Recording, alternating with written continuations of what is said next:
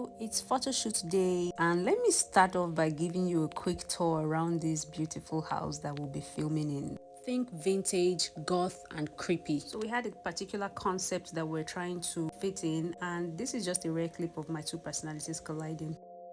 So first things first, we have to look through the Pinterest inspos for the photos we're trying to get today, and we're also getting our setup ready. I like a photo shoot with undertones of gore and horror, so I brought some blood in a tube. Oh, don't worry, it's fake. I'm pretty sure. Anyways, I'm so glad that we had the pleasure of working with this really patient and really badass photographer.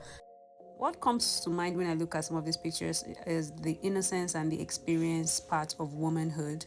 Let me just show you how the pictures turned out. I especially love these shots.